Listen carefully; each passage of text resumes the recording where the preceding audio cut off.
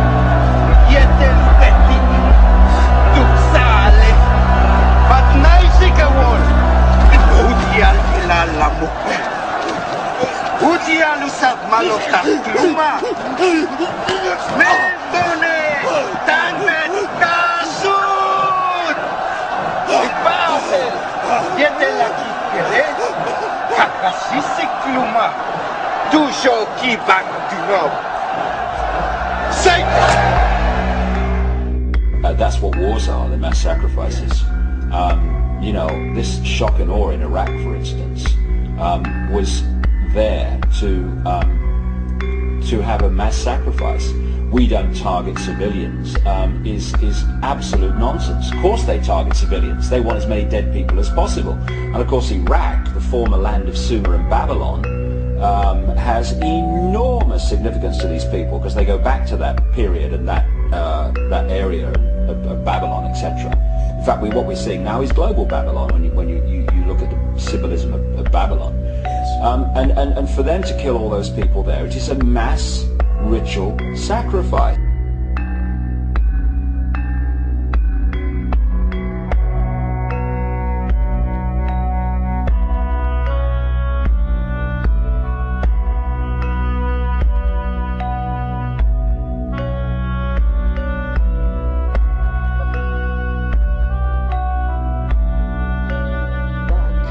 We are told, sir, that the Chitawuli fatten on the energy that we human beings give them. They make us to fight each other.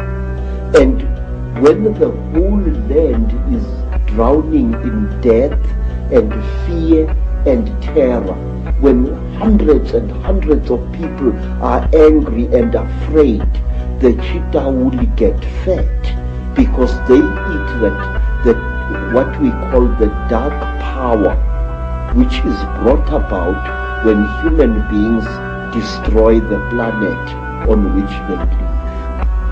The feed of human emotion. Yes, sir. Very, very intense human emotion.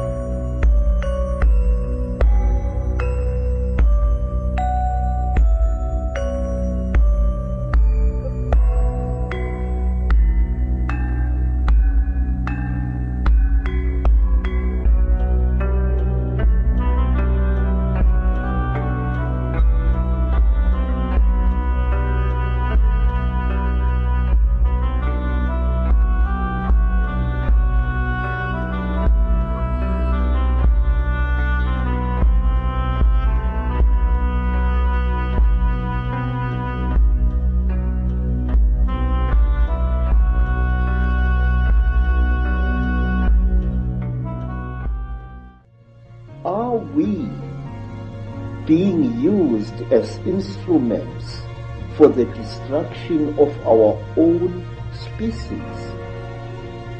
I say yes. And these gods, as they're perceived, feed off human energy. They feed off low vibrational human energy, low vibrational emotional energy, all around based on fear, stress, hatred, guilt, all these things, these low vibrational emotions. And another way they feed off human energy is by human sacrifice. What they do in the sacrifice is they'll have the victim, and they go through this ritual, and they build up the ritual to gain maximum terror from the victim. So now there's tremendous energy, not just of fear, but of absolute terror. And then at the point of sacrifice, that energy is released massively. And these gods that are operating just outside human sight feed off that energy, because that terror, that low vibrational energy, represents the energy field that they are vibrating to, and therefore they can absorb that energy. They can't absorb the higher dimensional energies. They have to have low vibrational energies. Look at society. It's structured to create massive fear, stress, all these things for the population, and it's feeding these quote gods. The other thing that happens in these rituals from the human level, physical level participants, is that there is a point where the victim is in a state of such extreme terror that a certain adrenaline enters the bloodstream. It's not even a normal adrenaline that comes from danger. It's an adrenaline that comes from sheer unbridled terror, and that enters the bloodstream at the point of sacrifice. And then these sick people drink the blood because it's got that adrenaline in it, and it gives them this rush.